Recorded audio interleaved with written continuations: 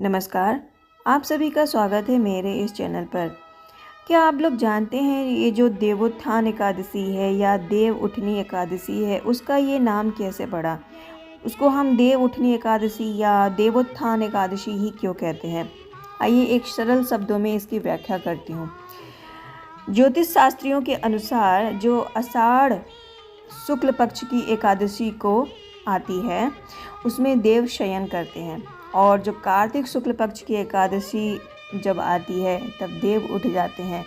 इसीलिए इस दिन का नाम देवोत्थान एकादशी के नाम से जाना जाता है।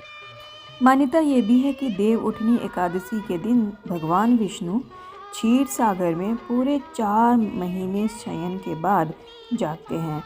भगवान विष्णु के शयन काल के 4 मास में विवाह और भी जो भी मांगलिक कार्य होते हैं, जो भी जैसे कि कुआं पूजन हो गया, शादी ब्याह हो गया, बच्चों का मुंडन वगैरह, कुछ भी नहीं किया जाता है।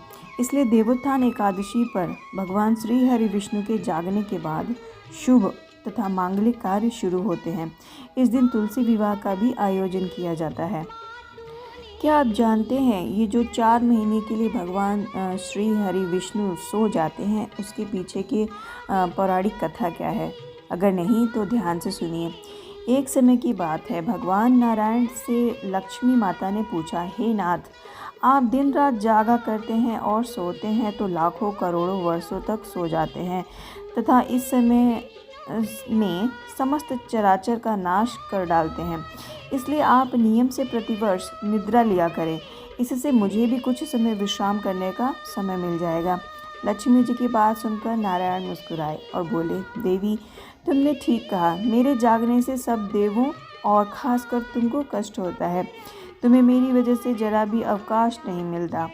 अतः तुम्हारी कथानुसार आज से मैं प्रतिवर्ष 4 मास यानी 4 जो महीने होते हैं वो उनमें शयन करूँगा। उस समय तुमको और देवगणों को अवकाश होगा।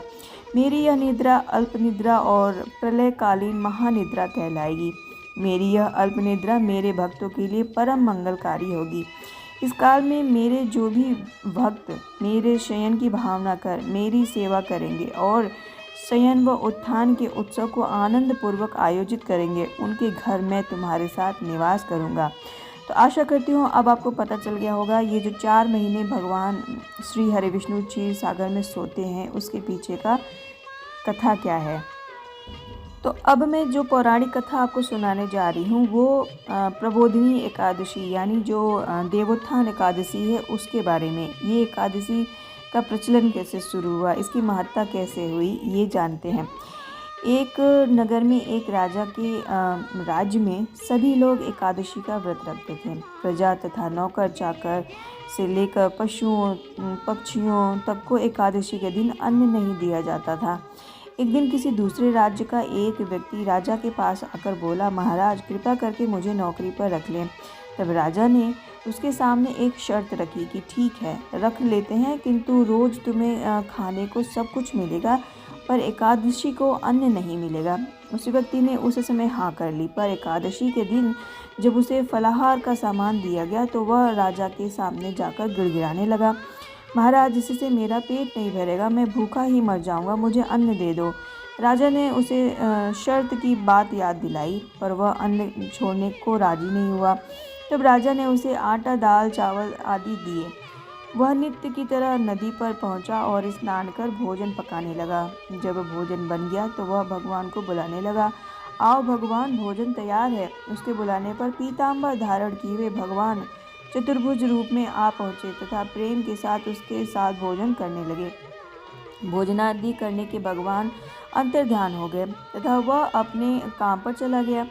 15 दिन बाद एकादशी को वह राजा से कहने लगा कि महाराज, मुझे दुगना सामान दीजिएगा। उस दिन तो मैं भूखा ही रह गया। राजा ने कारण पूछा तो उसने बताया कि हमारे साथ भगवान भी खाते हैं, इसलिए हम दोनों के लिए ये सामान पूरा नहीं होता। यह सुनकर राजा को बड़ा आश्चर्य हुआ। वह बोला, मैं नहीं मान सकता कि भगवान तुम्हारे साथ खाना खाते हैं। मैं तो इतना व्रत रखता हूँ, पूजा करता हूँ, पर भगवान ने तो मुझे कभी दर्शन नहीं दिए। राजा की बात सुनकर वह बोला, महाराज यदि आपको विश्वास ना हो तो साथ चलकर देख लें। राजा एक पेड़ के पीछे छिपकर बैठ गए। उस व्यक्ति ने भोजन बनाया तथा भगवान को शाम तक पुकारता रहा, परंतु भगवान ना आए। अंत में उसने कहा कि हे भगवान, यदि आप नहीं आएंगे तो मैं नदी में कूदकर प्राण त्याग दूंगा। लेकिन भगवान नहीं आए। तब वह प्राण त्यागने के लिए उद्देश्य से नदी की तरफ बढ़ा। प्राण त्यागने का उसका दृढ़ इरादा जान शीघ्र ही भगवान ने प्रकट होकर उससे रोक लिया और साथ बैठकर भोजन करने लगे। खा पीकर वे दोनों अपने विमान में बैठकर धाम को पधार गए। यह देख राजा ने सोचा कि व्रत उपवास से तब तक कोई फायदा नहीं होता जब तक मन शुद्ध ना हो। इससे राजा को ज्ञान मिला। वह भी मन इस व्रत के जो लाभ है उसको जान गया। वह भी मन से व्रत उपवास करने लगा और अंत में स्वर्ग को प्राप्त हुआ। इस देवउठनी एकादशी की एक कथा और भी है, चलिए उसको सुनते हैं। एक राजा थे। उसके राज्य में प्रजा बहुत सुखी थी। एकादशी को कोई भी अन्न नहीं बेचता था, सभी फलाहार करते थे। एक बार भगवान ने राजा की परीक्षा लेनी चाहिए। भगवान ने एक सुंदरी का रूप धारण किया तथा सड़क पर बैठ गए। तभी राजा उधर से निकला और सुंदरी को देख चकित रह गया। उसने पूछा, हे सुंदरी, तुम कौन हो और इस तरह यहाँ क्यों बैठी हो? तब सुंदरी स्त्री ने, भगवान बोले, निराश्रित हूँ, नगर में मेरा कोई जाना पहचाना नहीं है, किसके सहायता मांगूं? राजा उसके रूप पर मोहित हो गया तथा वो बोला, तुम मेरे महल में चलकर मेरी रानी बनकर रहो। सुंदरी बोली, मैं तुम्हारी बात मानूंगी, पर तुम्हें राज्य का अधिकार मुझे सौंपना होगा। राजा पर मेरा पूर्ण अधिकार होगा। मैं जो भी चाहूँगी बनाऊंगी, तुम्हें वही खाना होगा। राजा उसके रूप पर मोहित था, अतः उसकी सभी शर्तें स्वीकार कर ली। अगले दिन एकादशी थी। रानी ने हुक्म दिया कि बाजारों में अन्य दिनों की तरह अन्न बेचा जाए। उसने घर में मांस मछली आदि पकवाए तथा परोस कर राजा से खाने के लिए कहा। यह देखकर राजा बोला, रानी, आज एकादशी है, मैं तो केवल फलाहार ही करूँगा। तब रानी ने शर्त की बात याद दिलाई और बोली, या तो खाना खाओ, नहीं तो मैं बड़े राजकुमार का सिर काट दूंगी। राजा ने अपनी स्थिति बड़ी रानी से कह सुनाई। बड़ी रानी बोली, महाराज, धर्म ना छोड़ें, बड़े राजकुमार का सिर दे दें, फिर तो हमें तो पुत्र फिर मिल जाएगा, पर धर्म नहीं मिलेगा। इसी दौरान बड़ा राजकुमार खेल कर आ गया। माँ की आंखों में आंसू देखकर वह रोने का कारण पूछने लगा, तो माँ ने उसे सारी पर जो स्थिति थी, जो बात हुई थी, वह बता दी। तब वह बोला, मैं सिर देने को तैयार हूँ, पिताजी के धर्म की रक्षा होगी, जरूर होगी। राजा दुखी मन से राजकुमार का सिर देने को तैयार हुआ तो रानी के रूप में भगवान विष्णु ने प्रकट होकर असली बात बताई। राजन, तुम इस कठिन परीक्षा में पास हुए। भगवान के प्रसन्न मन से राजा से वर मांगने के लिए कहा। तब राजा ने कहा, हमारा उद्धार करे। उसी समय वहाँ एक विमान उतरा। राजा ने अपना राजपुत्र को सौंप दिया और विमान में बैठकर परमधाम को चला गया। तो अब एकादशी की जो व्रत कथा है वो आपको पता चल चुकी है। आशा करती हूँ ये वीडियो आपको पसंद आया होगा।